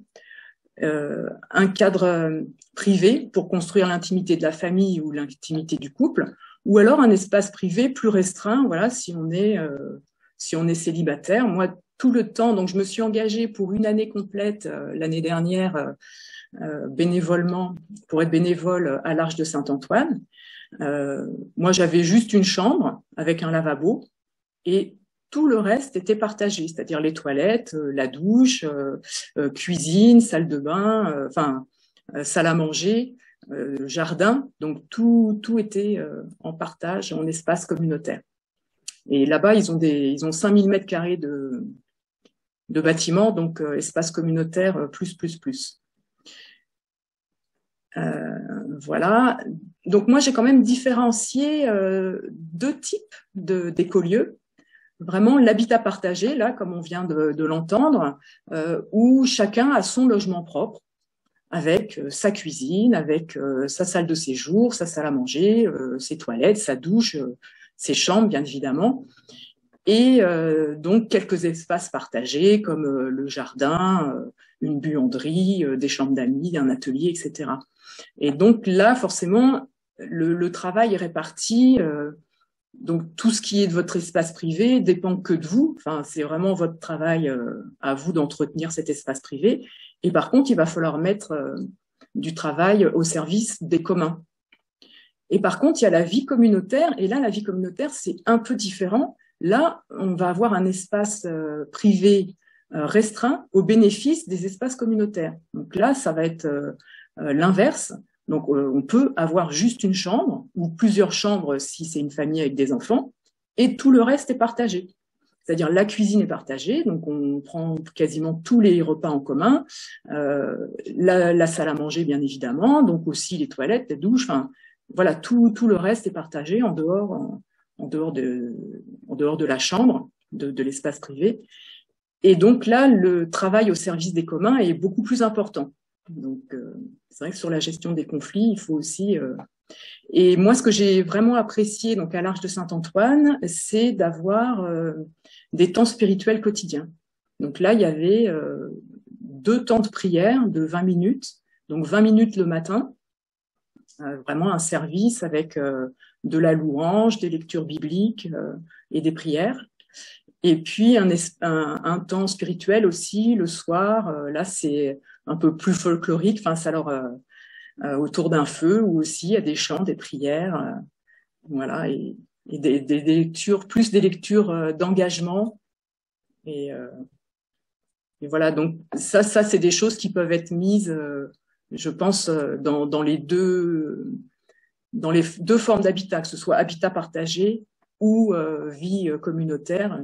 Je pense que la proximité des personnes peuvent permettre de mettre en place des temps spirituels quotidiens. Alors, la deuxième question qui m'a été posée, c'est comment s'y prendre concrètement. Donc, la première chose, c'est de faire un essai. C'est d'aller vivre, soit d'aller dans une porte ouverte, ou de vivre quelques semaines dans un écolieu, pour voir ce qui convient ou pas. Voilà, pour connaître un peu ses limites. On a vu là dans le petit questionnaire du début qu'il y avait beaucoup de gens qui se posaient la question. Si vous voulez répondre concrètement à cette question, le mieux c'est d'aller vous confronter à cette réalité. Alors vous pouvez trouver sur le site du Mouvement des Colibris une carte aussi des écolieux. Donc là, vous pouvez voir s'il y a des écolieux qui font des portes ouvertes. Et il y en a peut-être qui sont à côté de chez vous. Donc j'ai vu aussi tout à l'heure passer un autre lien, toit alternatif. Donc vous pouvez aller voir sur ces sites s'il n'y a pas un écolieu qui est près de chez vous. Et sinon, moi, c'est vrai que je peux vraiment vous conseiller, si vous voulez vraiment vous immerger totalement dans un milieu communautaire, c'est d'aller passer une semaine ou deux à l'Arche, de faire un stage communautaire. Donc ça, c'est très simple, il suffit d'aller s'inscrire sur leur site internet, de remplir la fiche d'inscription pour demander à quel moment ils peuvent vous accueillir en stage communautaire.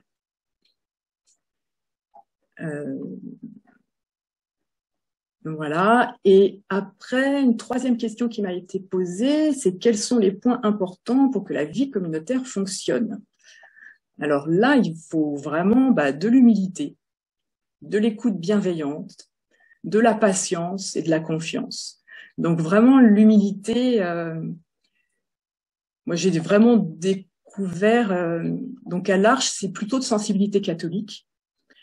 Mais il y a aussi d'autres confessions de foi qui passent par là. Il y a des personnes qui sont bouddhistes, il y a des personnes qui sont musulmanes. Voilà, même si le lieu est chrétien, ça n'empêche pas qu'il y a d'autres personnes qui sont là aussi. Donc moi je trouve que c'est bien d'être ancré dans ses croyances. Hein. Moi mes croyances, pendant l'année que j'ai passée là-bas, j'ai tout remis en question. Hein. Je dis je vais vraiment tout mettre à plat pour voir. Et finalement, Dieu est revenu me chercher dans mes convictions profondes et dans mon attachement au Christ.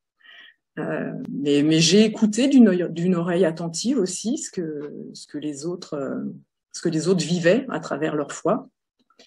Voilà, donc oui, c'est bien d'être ancré dans des croyances et d'avoir des convictions, mais il ne faut pas que ça vous éloigne de l'amour du prochain. Parce que sinon, vous passez vraiment à côté de l'essentiel, quoi. C'est vrai que dans le monde protestant, j'ai remarqué un des problèmes, c'est qu'il y a une certaine forme d'intolérance. Et voilà, des fois, ça peut poser un petit peu des problèmes si on veut trop imposer notre mode de pensée. Ça peut être source de conflit. Donc, il faut avoir aussi de la patience, voilà, de la bienveillance, toujours vouloir le meilleur pour les autres, sans forcément s'oublier soi-même, hein, sans mettre nos propres besoins de côté, mais toujours avoir une écoute bienveillante les uns envers les autres.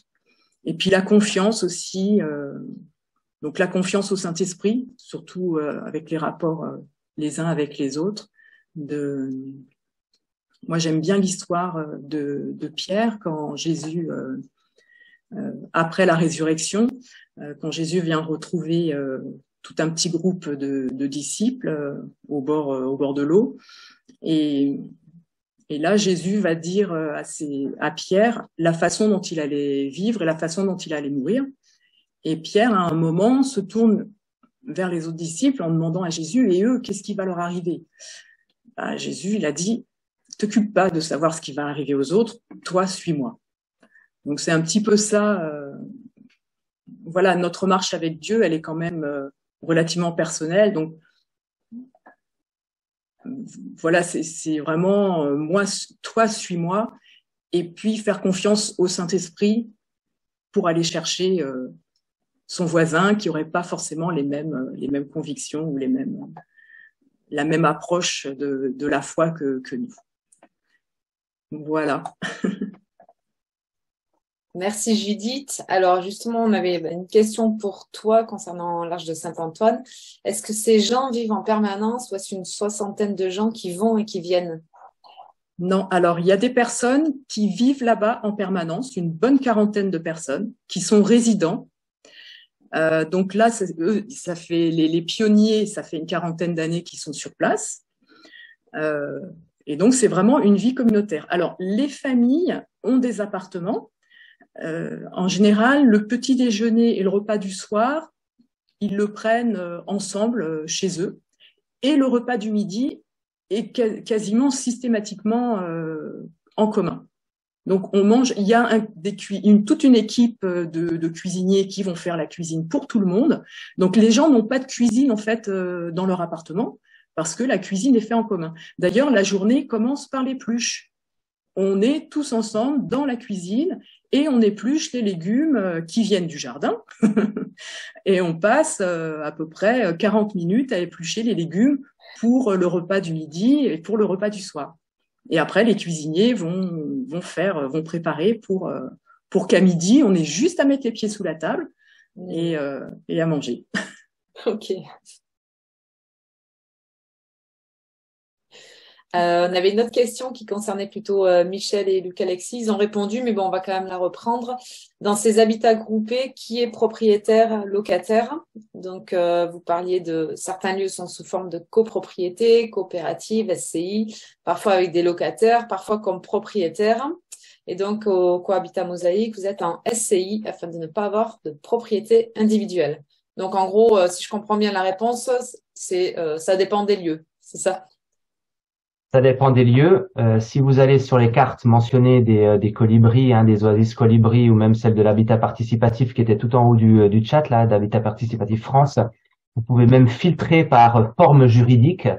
Donc chaque groupe en fait bricole entre ce que son notaire peut lui proposer, ce que son notaire connaît, et de l'autre côté aussi peut-être ses idéaux, voilà, voilà. Puis puisqu'on peut faire de la copropriété, donc chacun est propriétaire vraiment de ses appartements, etc. Mais on peut après aller sur des choses qui sont peut-être, qui nous parlent peut-être un petit peu plus au niveau des valeurs, avoir une entité qui chapeaute le tout, et puis après, voilà, il faut trouver des solutions derrière. Au niveau financier. Donc, c'est à chaque groupe de définir un peu où il veut être et de voir après ce qui est faisable, puisqu'à en fin du compte, il y a toujours des aspects très pratiques et concrets financiers à régler. D'accord, très bien, merci. Il y avait une autre question, alors c'était pour David de la Goursaline. Comment vous êtes-vous formé pour pouvoir gérer un écolieu à vous tout seul? Alors, on avait, avant d'arriver à la Goursaline, le projet, c'était de partir en Haïti parce que je m'occupais d'une association là-bas pour une communauté dans le village où ma mère est née, parce que je suis d'origine haïtienne. Et comme en Haïti, il n'y a pas grand-chose, on avait voulu vraiment se former le plus possible. Donc, on avait fait un CCP de permaculture de 2 semaines. À la ferme de la Goursaline, puisque c'est la ferme qui appartient à nos anciens formateurs, enfin, qui appartenait, pardon. On savait pas un jour qu'on finirait par y habiter. Ça, c'est l'humour de Dieu. Et puis après, on a fait une formation en maraîchage dans le Gers, toujours en permaculture.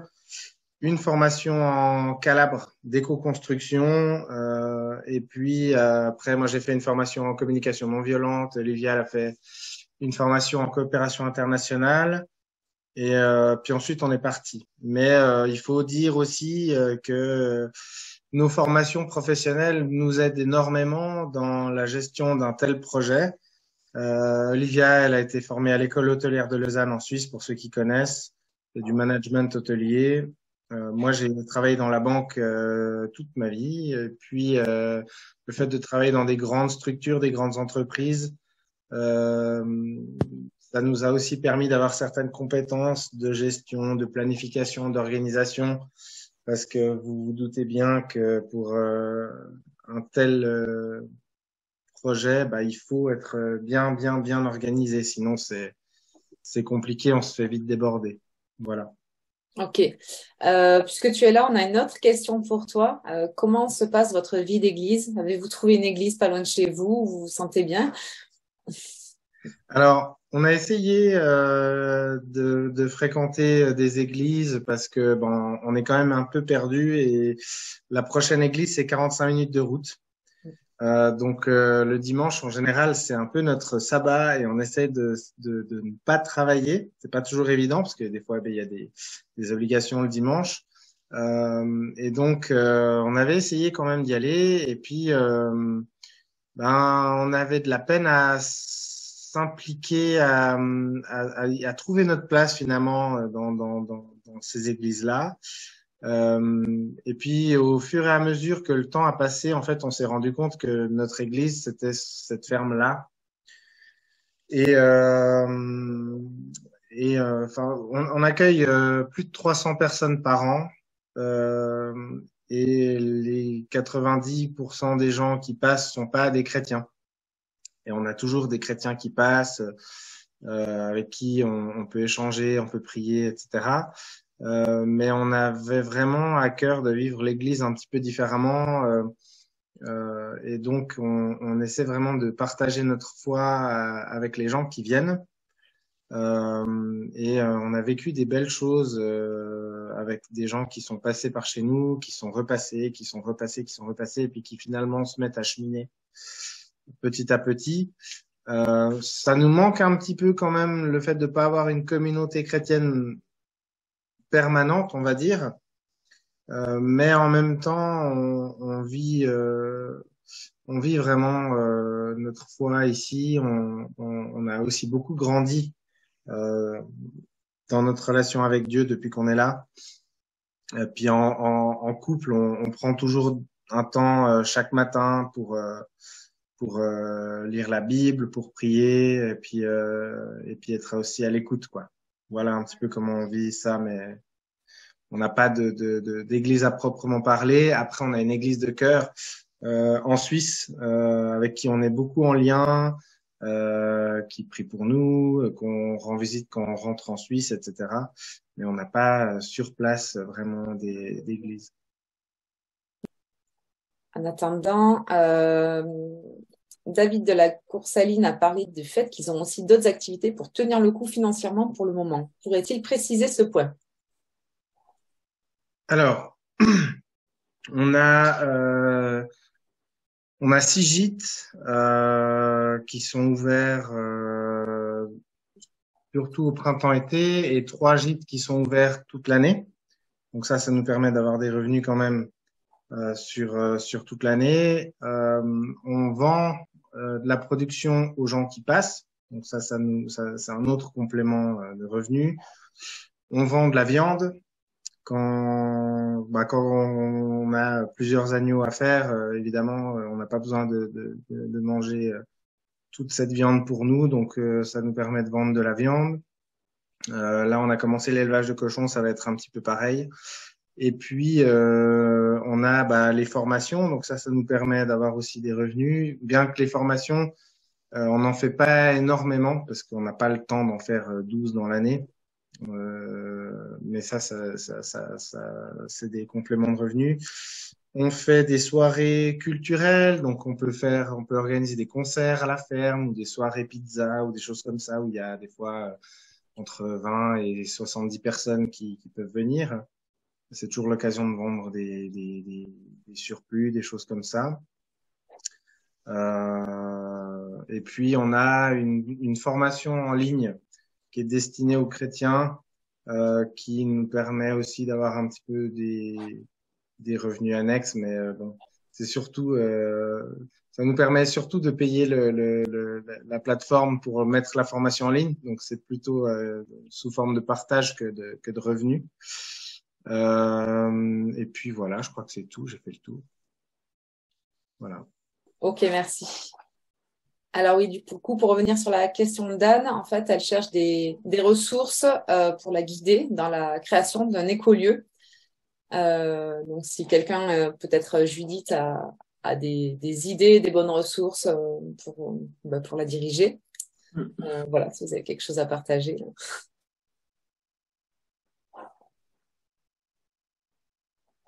Personnellement, j'irais sur le site des colibris. Je crois que ça s'appelle la fabrique des oasis. Enfin, il y a quelque chose comme ça où sur lequel il y a énormément de ressources. C'est assez énorme. Je peux regarder les liens et les mettre dans le chat. Ok, ouais, super, merci. On arrive à la fin de cette soirée. On est un peu débordé sur le temps habituel. Je vais quand même faire quelques annonces avant que l'on se quitte. Des nouvelles du réseau. Donc, le prochain webinaire aura lieu le jeudi 15 décembre à 20h. On parlera de la question du vêtement. Le vêtement en lien avec la création. Donc, en fait, on parlera mode. Donc, si vous souhaitez vous inscrire, voilà, vous avez le lien que Rachel a laissé dans le chat. Ensuite, alors réservé aux ambassadeurs, jeudi prochain, jeudi 24, on a un Zoom sur la sensibilisation aux soins de la création dans les événements chrétiens. Donc là, pareil, si c'est pas déjà fait, vous pouvez vous inscrire. On passe la soirée ensemble. Et je le redis, si vous n'êtes pas ambassadeur, mais que vous êtes intéressé pour le devenir, contactez-moi pour qu'on en discute. Ensuite, sur notre site internet, sur la page agenda, on référence en gros tous les événements qu'on a. Donc, il y a les événements en ligne et les événements en région.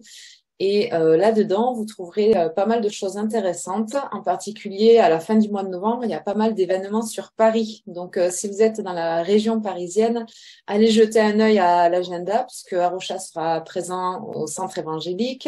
Il y a aussi une réunion pour les Parisiens pour discuter de la perspective de lancer un groupe local. Ça sera le samedi 26 novembre au soir. Et plein d'autres choses. Donc voilà, je vous invite à faire un tour sur l'agenda pour avoir tous les détails. Et pour terminer, vous pouvez tout de suite noter la date pour le prochain séjour de formation au Courmet organisé en lien avec le réseau ambassadeur. Ça sera du 30 juillet au 5 août. Donc là, ça sera vraiment une semaine phare au Courmet. On va organiser ça avec des partenaires. Donc voilà, on est très très motivés pour que ce soit une super semaine riche en réflexion et puis riche en nature, bien sûr. Hein, c'est le cadre des Courmet. Donc, je vous laisse noter la date du 30 juillet au 5 août.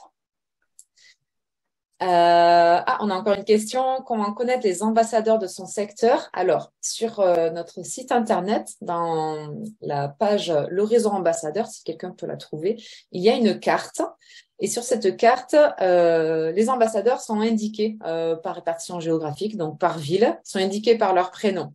Alors, vous pouvez pas les contacter directement comme ça. Dites-moi, j'habite là et j'ai vu qu'il y a par exemple Thierry qui est pas loin de moi. Ok, là je peux vous mettre en contact. Sinon, encore une fois, pour les ambassadeurs, si vous êtes ambassadeur, on utilise un outil qui s'appelle Slack pour pouvoir discuter entre nous. Si vous n'avez pas encore rejoint l'espace de discussion Slack, redites-le moi, je vous renvoie le lien pour le rejoindre et là vous pourrez discuter avec les autres ambassadeurs facilement. Voilà. Je vous propose qu'on mette fin à cette soirée, donc officiellement. S'il y en a qui veulent rester encore un petit peu pour discuter avec nous, pour poser des questions plus personnelles, on reste connecté encore un bon quart d'heure. Donc, n'hésitez pas, restez connectés. Ce sera l'occasion aussi de parler de vive voix. Et sinon, pour tous les autres, merci beaucoup pour votre présence ce soir, pour votre participation. Encore merci aux intervenants et à très bientôt. Alors, il y avait Jean-Christian qui avait posé une question à laquelle on n'a pas répondu. Pour ceux qui n'envisagent pas de quitter leur lieu, comment vivre dans l'esprit de l'écolieu, partage, etc., dans un quartier ou dans une paroisse?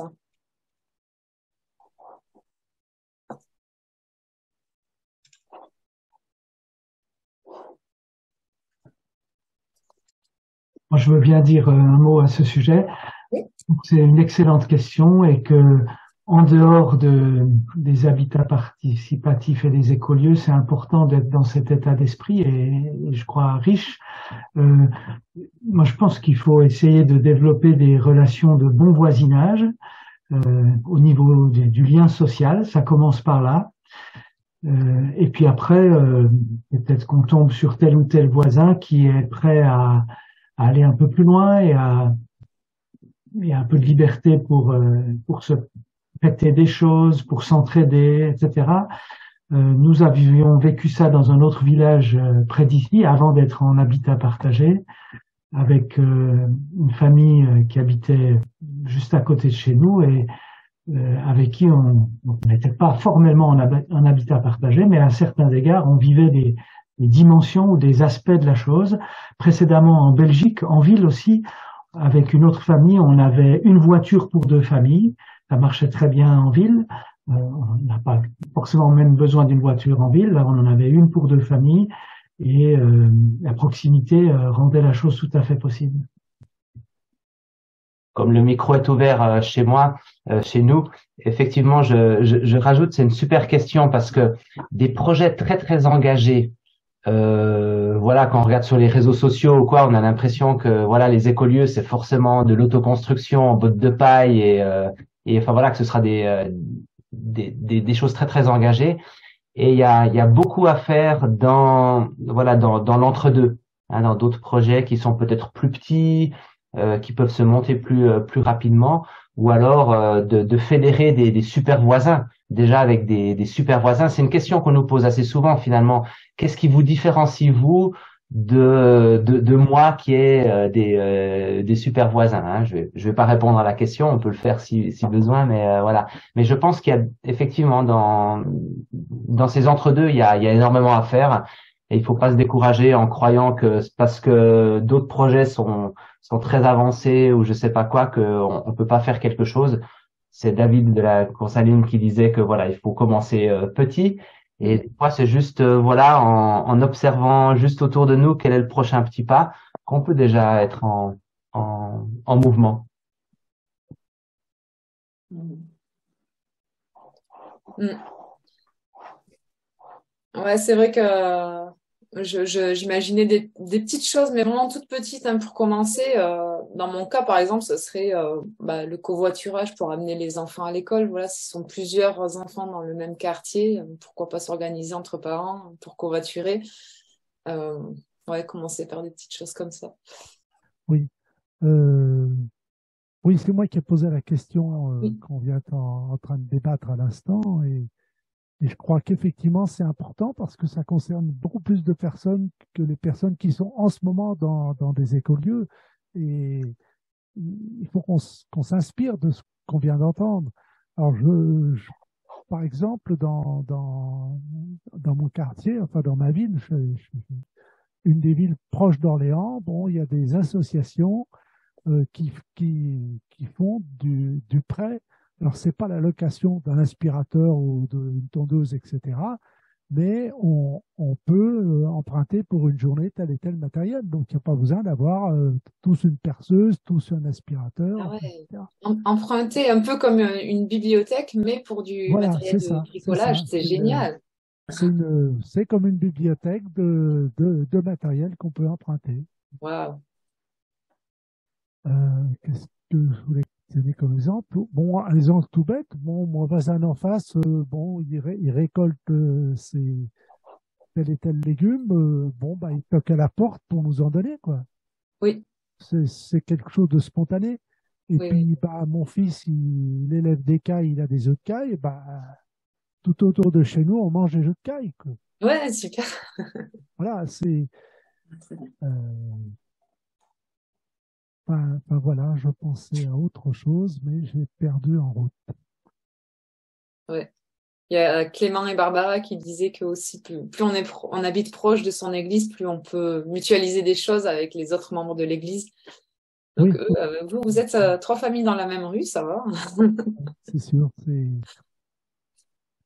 Le problème de distance, c'est pas évident parce qu'on pourrait faire beaucoup plus, mais quand on est à 12 km, eh ben, c'est déjà 12 km. Ouais, Même, ouais, c'est sûr. même s'il y a un tram, mais le tram n'arrive pas jusqu'au bout, donc il faut trouver des solutions. Mm.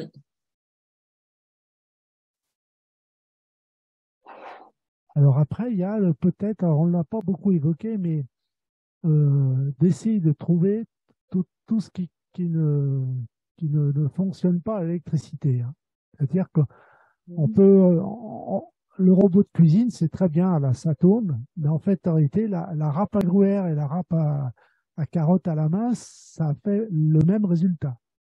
Et puis récemment, ma tondeuse est tombée en panne, c'est-à-dire elle n'est pas vraiment en panne, elle tourne toujours, mais il faut que je la pousse.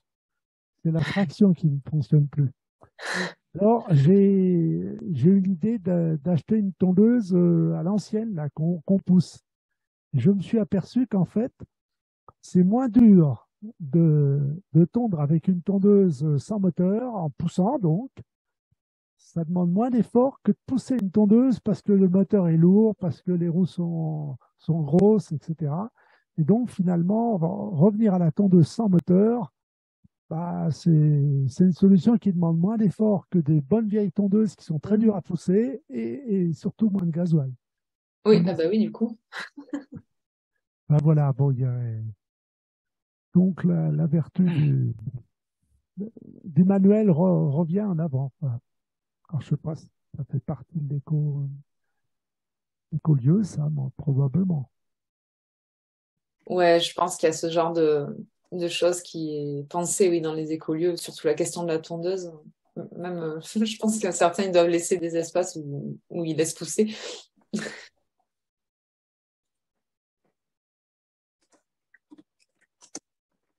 Je voulais savoir si, excusez-moi, ma caméra est cassée, si Arocha comptait mettre en place quelque chose, je ne sais pas quoi, quelque chose pour favoriser l'habitat participatif, l'habitat partagé. Est-ce que c'est un thème que Arocha veut développer ou non? Alors, c'est un thème dont on discute. On ne met pour l'instant rien de spécial en œuvre là-dessus. On est vraiment dans la question de la réflexion, comme on a fait ce soir en fait. Par contre, ce qu'on peut faire, c'est on met les gens en réseau en fait. Si on a vend de quelqu'un qui a un projet d'habitat partagé, une autre personne qui cherche, qui est intéressée, voilà, on peut mettre les gens en relation entre eux.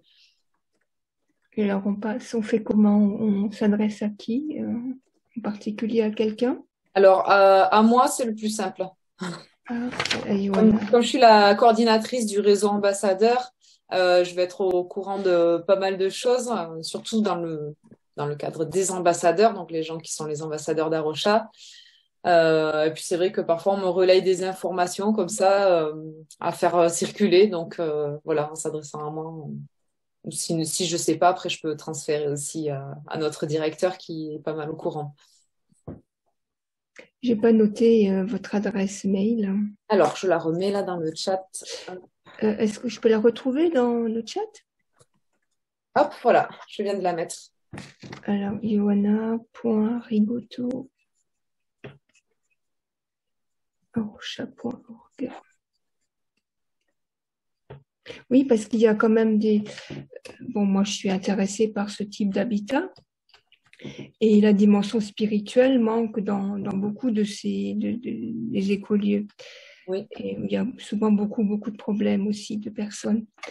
Et donc moi je suis un peu perplexe, enfin je suis un peu démunie pour trouver des personnes qui partagent comme moi ce besoin d'avoir un peu de spiritualité dans la vie communautaire ou dans la vie en collectif.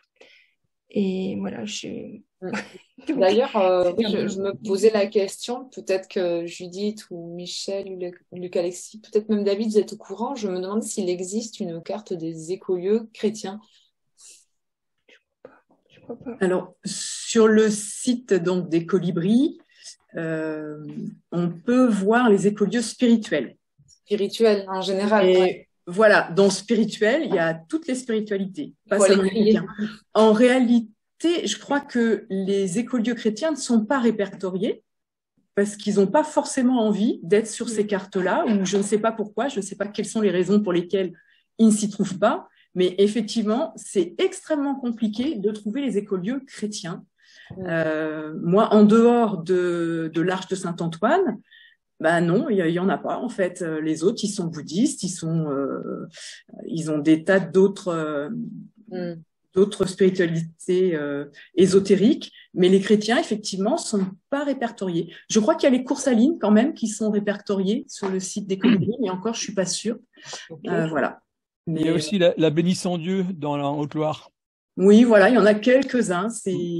Mais c'est très et c'est dommage, je trouve, parce que un lieu chrétien peut aussi rayonner par ce biais-là, justement, d'être visible à cet endroit-là. Oui. Je trouve que c'est important aussi de dire on est là, on existe et on a cette spiritualité chrétienne qui est complètement assumée. Oui. Nous avons notre part à faire. Je suis persuadée de ça aussi. Il y a des lieux chrétiens, hein. Il y en a d'autres. Il y a la ferme de la Chaux, Goshen. Oui, vrai c'est vrai, il y a Goshen. on passe un peu de temps sur sur l'un ou l'autre réseau ou suivant comment, c'est vrai que, mais ce sera effectivement de manière un peu détournée ou en faisant des recherches sur Internet un petit peu plus spécifiques. C'est sûr que oui, il n'y a pas un outil chrétien comme il y a Effata par exemple pour faire du Airbnb chrétien. Il y a Effata, bon voilà, mais dans ce cadre-là, il y a pas encore ça. C'est sûr que ça pose après, la question de savoir, est-ce que le lieu, enfin, comment le lieu s'affiche, hein, est-ce que après être chrétien c'est une condition pour être dedans ou pas, etc. Enfin voilà, après ça pose des, voilà, des questions. Ouais.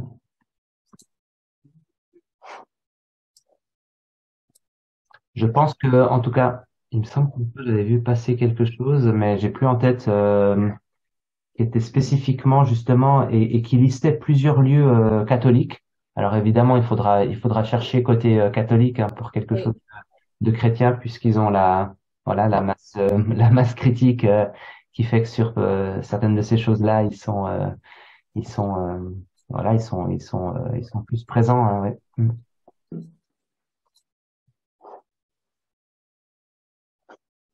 Merci.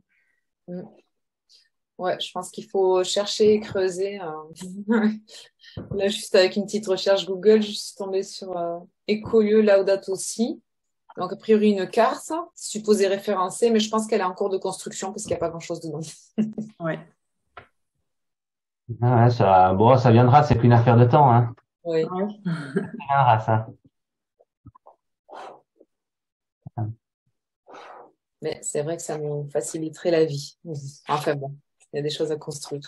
Ouais, un réseau. C'est ça. Le réseau des écolieux chrétiens.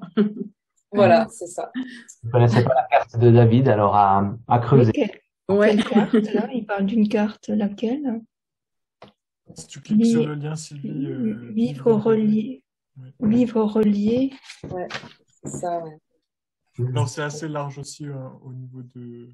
Je connaissais pas ce site. Et pour le coup, les courmettes sont sur cette carte. Vivre relié? Ah ouais. Ah oui. Alors. Et les chrétiens sont bien représentés, en tout cas plus que d'autres.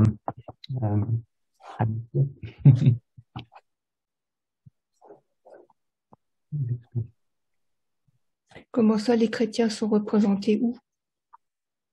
Sur Vivre relié? Oui, dans les filtres sous coloration spirituelle, si on prend le christianisme, ils en mettent plus de 60, et puis sinon, voilà, d'autres, il y a un peu moins. Coloration spirituelle.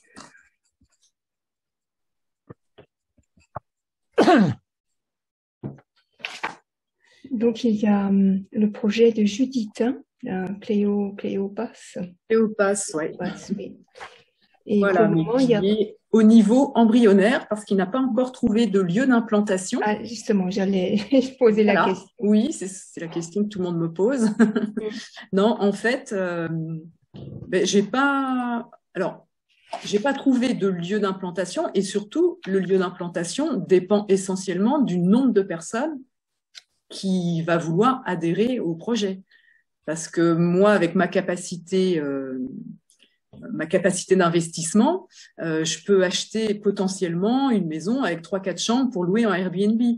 Mais je peux pas acheter un logement qui va convenir à 3-4 familles. Ça, c'est certain qu'il faut être 3-4 familles pour pouvoir acheter un logement qui convienne. Donc là, il faut des personnes qui sont prêtes à investir financièrement pour démarrer le projet. Ok. Voilà. Et c'est vrai que là, toute l'année que j'ai passée à l'Arche de Saint-Antoine, j'ai trouvé beaucoup de personnes qui auraient été prêtes à le faire avec moi, mais des personnes avec des pratiques plutôt ésotériques. Donc, j'avais pas forcément envie de démarrer un projet avec des gens qui sont, qui vont faire des massages ayurvédiques ou qui vont faire. le noyau de départ, j'ai quand même envie, enfin voilà, j'avais quand même cette notion de le démarrer avec des chrétiens et pas avec des personnes. Mais après, effectivement, le lieu peut être ouvert à d'autres confessions de foi, mais le noyau dur, je pense que c'est important que ce soit quand même des chrétiens, enfin qui quand même une cohérence dans la profession de foi au départ, quoi. Ouais. Oui, parce que les massages Ayurveda n'est pas incompatible avec la foi chrétienne. Ça dépend comment c'est vu. Quand vous avez un pendule au-dessus du nombril pour savoir si vos chakras sont ouverts ou fermés, je sais pas trop si c'est bien chrétien.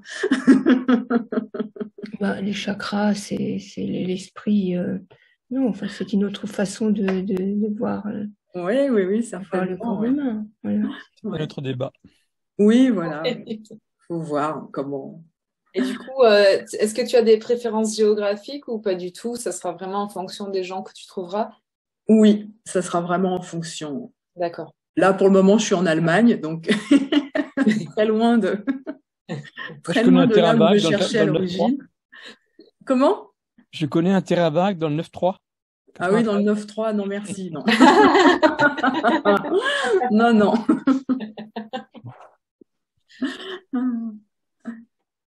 Voilà, mais je suis dans une maison écologique, là, qui est faite isolation en chambre avec un chauffage solaire passif. Il y a quand même une cheminée, un poêle pour compenser des fois quand il n'y a pas assez d'apport de chaleur par le soleil. Mais voilà, c'est une maison très écologique avec des murs en argile pour absorber justement l'humidité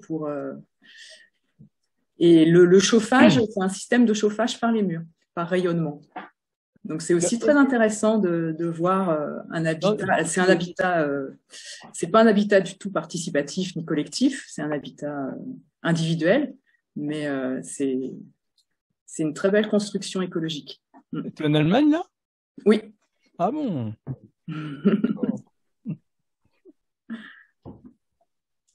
Construite par vos soins? Pas du tout. Non. Par quelqu'un d'autre.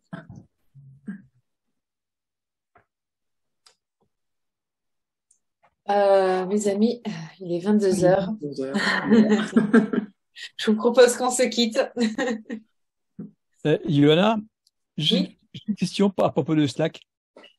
Ça marche pas dans l'accès. J'y arrive pas.